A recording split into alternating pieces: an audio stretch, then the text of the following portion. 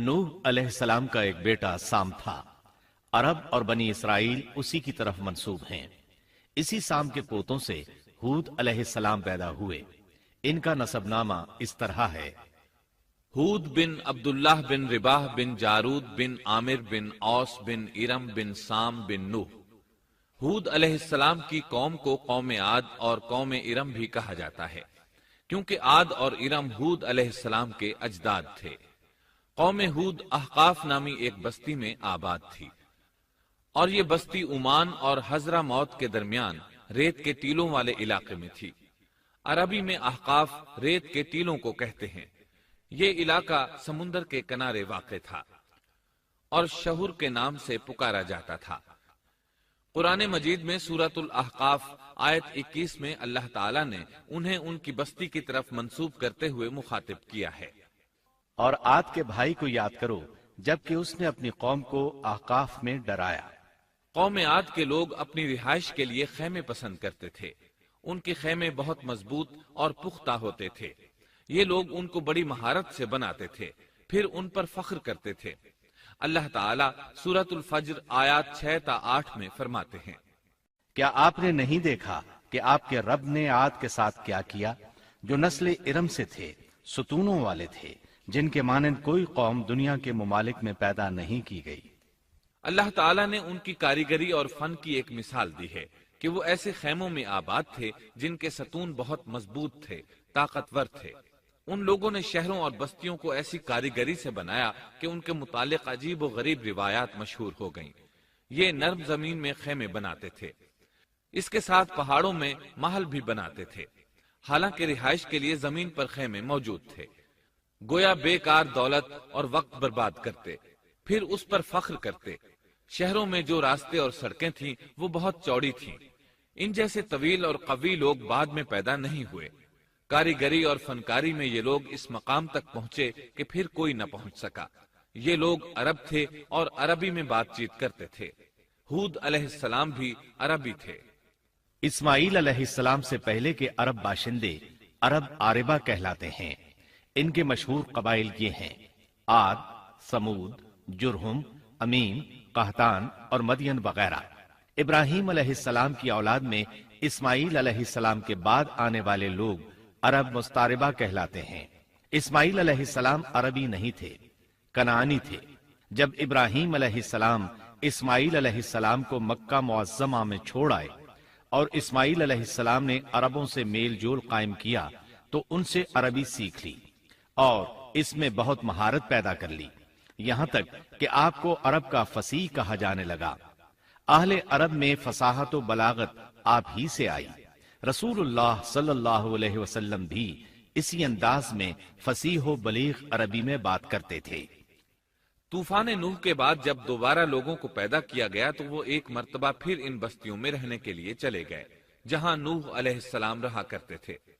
نوح علیہ السلام شام کے شمال اور ترکی کے جنوبی علاقوں میں رہا کرتے تھے۔ لوگ یہاں آباد ہو گئے، پھر یہاں سے کچھ لوگ فلسطین اور شام کی طرف ہجرت کر گئے اور کچھ لوگ جزیرے کی طرف ہجرت کر گئے، اور قوم عاد جزیرے کے جنوب میں آ کر آباد ہو گئی۔ اس وقت تمام لوگ توحید پر تھے۔ طوفان کے ساتھ جب زمین پامال ہو گئی تو اس پر سوائے نوح علیہ السلام کی اولاد کے اور کوئی زندہ نہ رہا۔ یہ لوگ توحید پرست تھے، لیکن وقت کے ساتھ ساتھ قوم عاد آباد ہوئی اور شیطان نے ان کے دلوں میں وسوسہ ڈالا۔ اس طرح وہ شیطان کی عبادت کرنے لگے۔ چنانچہ قوم نوح کے بعد سب سے پہلے جس قوم نے بت پرستی اختیار کی وہ قوم عاد تھی۔ اس قوم کو اللہ تعالیٰ نے بہت ڈیل ڈول دیا تھا، وہ بہت طاقتور قوم تھی۔ مفسرین بیان کرتے ہیں کہ ان کے جسم بہت مضبوط اور ٹھوس تھے، قد بہت لمبے تھے۔ آدم علیہ السلام کا قد 60 ہاتھ تھا، اس قوم کا قد بھی قریباً اتنا ہی تھا۔ اس طرف سورۃ الاعراف آیت 69 میں اشارہ موجود ہے۔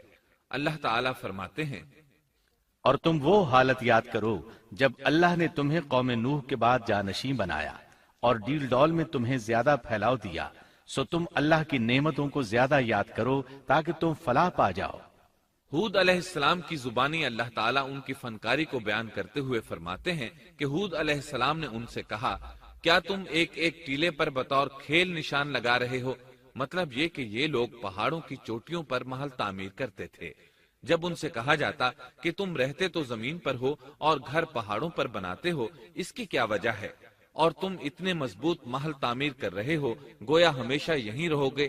وہ لوگ دراصل ٹیلوں، گھاٹیوں، دروں اور پہاڑوں پر عمارات تعمیر کرتے تھے، اور ان کا مقصد ان میں رہنا نہیں تھا، بلکہ صرف کھیل کود کے لیے ایسا کرتے تھے۔ ہود علیہ السلام نے انہیں جھنجھوڑا کہ تم ایسا کام کیوں کرتے ہو جس کا کوئی مقصد نہیں، جس کام کے فضول ہونے میں کوئی شک نہیں۔ ہود علیہ السلام انہیں واعظ کرتے تھے۔ اے میری قوم، اللہ نے تمہیں بڑی قوت سے نوازا ہے۔ تمہاری طاقت کا عالم یہ ہے کہ جب تم کسی پر ہاتھ ڈالتے ہو تو ظلم کرتے ہو، کوئی شخص تمہارے سامنے آنا گوارا نہیں کرتا۔ لہذا اللہ سے ڈرو اور میری پیروی کرو، اس سے ڈرو جس نے ان چیزوں سے تمہاری مدد کی۔ اللہ تعالیٰ نے اپنی ہر طرح کی نعمت، مال، اسباب، اولاد، باغات، شہر، قوت، جسامت اور صنعت کاری سے تمہیں نوازا ہے، لہٰذا تم اللہ سے ڈرو اور میری اطاعت کرو۔ لیکن ان کی قوم نے کوئی اثر نہ لیا، نہ ان پر ایمان لائی، الٹا لگی تکبر کرنے، اللہ کی حمد کی بجائے اس کی ناشکری کرنے لگی۔ اور تکبر کے بارے میں بات یہ ہے کہ جب سے ابلیس نے اس کو اختیار کیا، یہ اس وقت سے آزمائش بن چکا ہے۔ اللہ تعالیٰ سورہ حامیم السجدہ آیت 15 میں فرماتے ہیں، پس قوم عاد نے تو بے وجہ زمین میں سرکشی شروع کر دی اور کہنے لگے کہ ہم سے زوراور کون ہے؟ کیا انہیں یہ نظر نہ آیا کہ جس اللہ نے انہیں پیدا کیا ہے وہ ان سے بہت ہی زیادہ زوراور ہے؟ جب یہ لوگ اپنی سرکشی اور کفر میں حد سے بڑھ گئے، تب اللہ تعالیٰ نے ہود علیہ السلام کو ان کی طرف بھیجا۔ انہوں نے انہیں اللہ کی طرف بلایا اور کہا، اے میری قوم، اللہ کی عبادت کرو، اس کے سوا تمہارا کوئی معبود نہیں۔ کیا تم ڈرتے نہیں؟ قوم کے کافر سردار کہنے لگے، ہم تو دیکھتے ہیں کہ تو نیری بے وقوفی میں ہے، ہمارے خیال میں تو جھوٹا ہے۔ اس پر ہود علیہ السلام نے فرمایا، میری قوم، میں بے وقوف نہیں، میں تو تمام جہانوں کے پروردگار کی طرف سے بھیجا گیا ہوں، تمہیں اپنے رب کے پیغامات پہنچا رہا ہوں، اور ہوں بھی تمہارا دلی خیر خواہ اور امانت دار۔ کیا تم اس بات سے تعجب کرتے ہو کہ تم میں سے ایک شخص کی معرفت، اللہ کا ذکر تم تک پہنچا کہ وہ تمہیں خبردار کر دے؟ تم اللہ کی اس نعمت کو یاد کرو کہ اس نے تمہیں قوم نوح کے بعد خلیفہ بنایا اور ڈیل ڈول میں تمہیں زیادہ پھیلاؤ دیا۔ تم اللہ کے احسانات کو یاد کرو تاکہ فلاح اور نجات پا جاؤ۔ ہود علیہ السلام نے اللہ کی عظیم نعمتوں کے ساتھ انہیں نصیحت کی، لیکن وہ بدبخت کفر ہی کرتے رہے۔ آخر انہیں جھنجھوڑنے کے لیے انہوں نے فرمایا، اے میری قوم، اللہ ہی کی عبادت کرو، اس کے سوا تمہارا کوئی معبود نہیں۔ تم تو صرف بہتان بازی کر رہے ہو، یعنی جن بتوں کی تم پوجا کر رہے ہو ان کی پوجا تم نے خود گھڑی ہے۔ اللہ تعالیٰ نے تو اس کے متعلق کوئی دلیل نازل نہیں فرمائی۔ میری قوم کے لوگوں، میں تم سے اس دعوت و تبلیغ کی کوئی اجرت نہیں مانگتا، میرا اجر اس کے ذمے ہے جس نے مجھے پیدا کیا ہے، تو کیا تم پھر بھی عقل سے کام نہیں لیتے؟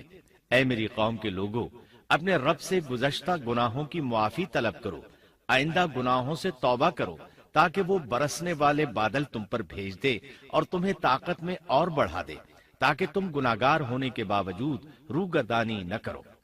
ہود علیہ السلام مسلسل انہیں دعوت دیتے رہے، لیکن وہ ظالم قوم نوح کی طرح ان کا مذاق اڑانے لگی اور کہنے لگی، ہمارے خیال میں تو بے وقوف ہے، اور شاید تو ہمارے کسی معبود کے بڑے جھپٹے میں آ گیا ہے، تو ہمارے بتوں کو برا کہتا ہے، اس لیے ان میں سے کسی کی مار تم پر پڑی ہے، اسی لیے تو ذہنی مریض بن گیا ہے۔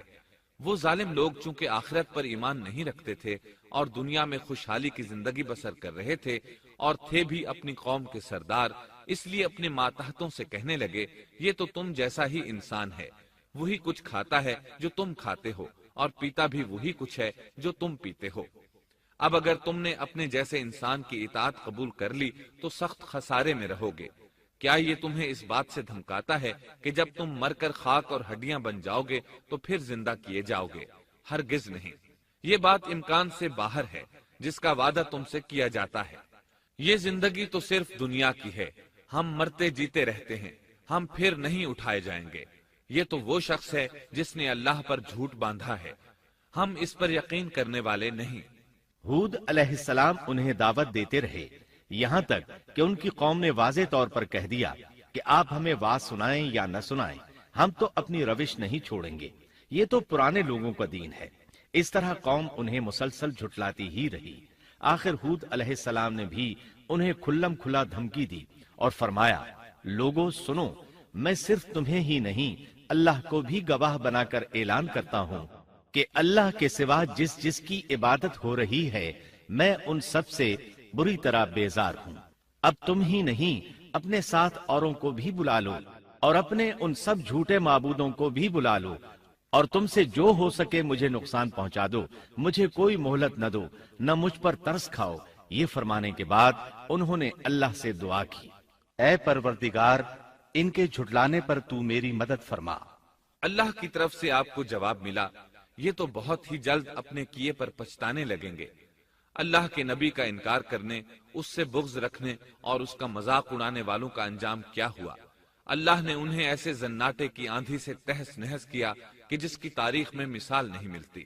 اللہ نے ان سے بارش روک لی، اس سے خشک سالی کی کیفیت پیدا ہو گئی، درخت اور پھل ختم ہو گئے، وہ لوگ بارش کی خواہش کرنے لگے۔ اسی حالت میں ایک دن اللہ نے انہیں عذاب دینے کا ارادہ فرمایا۔ انہوں نے دیکھا ایک سیاہ بادل ان کی طرف بڑھ رہا ہے، خوشی سے اچھلنے لگے، کہنے لگے یہ بادل ہم پر برسنے والا ہے، جبکہ ان کا خیال غلط تھا۔ دراصل ابر کی صورت میں یہ وہ قہر الہی تھا جس کے آنے کی وہ جلدی مچا رہے تھے۔ وہ عذاب ان کی بستیوں کی تمام چیزوں، پھلوں، خیموں، درختوں کو تہس نہس کرتا ہوا آیا۔ اسے اللہ کا یہی حکم تھا۔ آندھی اس قدر زبردست تھی کہ پہاڑوں پر ان کے تعمیر کردہ محلوں تک کو اڑا لے گئی۔ مجرموں کا یہی بدلہ ہے۔ اللہ تعالیٰ سورۃ الزاریات آیت 41 اور 42 میں فرماتے ہیں، اسی طرح عادیوں میں بھی ہماری طرف سے تنبیہ ہے، جبکہ ہم نے ان پر خیر و برکت سے خالی آندھی بھیجی، وہ جس چیز پر گرتی تھی اسے بوسیدہ ہڈی کی طرح چورا چورا کر دیتی تھی۔ اس آندھی نے ہر چیز کو فنا کر کے رکھ دیا۔ اللہ تعالیٰ ان کی تباہی ایک جگہ ان الفاظ میں بیان کرتے ہیں، قوم عاد نے بھی جھٹلایا، پس کیسا ہوا میرا عذاب اور میری ڈرانے والی باتیں۔ ہم نے ان پر تیز و تند مسلسل چلنے والی ہوا ایک لگاتار منحوس دن میں بھیج دی، جو لوگوں کو اٹھا اٹھا کر دے پٹکتی تھی، گویا کہ وہ جڑ سے کٹے ہوئے کھجور کے تنے ہیں۔ پس کیسی رہی میری سزا اور میرا ڈرانا۔ یقیناً ہم نے قرآن کو نصیحت کے لیے آسان کر دیا ہے، پس کیا ہے کوئی نصیحت پکڑنے والا؟ ایک تیسرے مقام پر اللہ نے ان کی ذلت اور رسوائی کا ذکر یوں کیا ہے، قوم عاد بے حد تند اور تیز ہوا سے غارت کر دی گئی۔ وہ ہوا ان پر برابر لگاتار 7 رات اور 8 دن تک اللہ کے حکم سے چلتی رہی۔ آپ وہاں ہوتے تو دیکھتے کہ وہاں لوگ یوں چاروں شانوں چٹ گرے پڑے ہیں جیسے وہ کھجوروں کے کھوکھلے تنے ہوں۔ کیا ان میں سے کوئی بھی آپ کو باقی نظر آ رہا ہے؟ ہود علیہ السلام کو اللہ تعالیٰ نے اپنی رحمت سے نجات دی۔ باقی تمام جگہوں پر تباہی تھی، لیکن جس جگہ ہود علیہ السلام اور ان کے ساتھی تھے اس طرف یہ ہوا پھٹکی بھی نہیں۔ کہا جاتا ہے کہ ایک باڑ تھی جس میں ہود علیہ السلام، حیوانات، چوپائے اور ان پر ایمان لانے والے تھے، اور آندھی نے ہر چیز کو فنا کر ڈالا۔ اللہ تعالیٰ سورہ آراف آیت 72 میں فرماتے ہیں، غرض ہم نے انہیں اور ان کے ساتھیوں کو اپنی رحمت سے بچا لیا اور ان لوگوں کی جڑ کاٹ دی جنہوں نے ہماری آیتوں کو جھٹلایا تھا اور وہ ایمان لانے والے نہ تھے۔ اسی طرح سورہ ہود میں اللہ فرماتے ہیں، جب ہمارا حکم آ پہنچا تو ہم نے ہود کو اور ان کے ساتھیوں کو اپنی خاص رحمت سے نجات دی۔ ہم نے ان سب کو سخت عذاب سے صاف بچا لیا۔ یہ تھے قوم عاد کے لوگ جنہوں نے اپنے رب کی آیتوں کا انکار کیا اور اس کے رسولوں کی نافرمانی کی، اور ہر ایک سرکش نافرمان کے حکم کو مانا۔ دنیا میں بھی ان پر لعنت لگا دی گئی اور قیامت کے دن بھی۔ دیکھ لو، قوم عاد نے اپنے رب سے کفر کیا، ہود کی قوم عاد پر لعنت ہو۔ اس طرح قوم عاد تباہ ہو گئی۔ ان کے بعد مومنوں نے ان کے باقی بچ جانے والے مکانات پر قبضہ کر لیا اور وہاں رہنے لگے۔ پھر ہود علیہ السلام نے حضرہ موت میں وفات پائی۔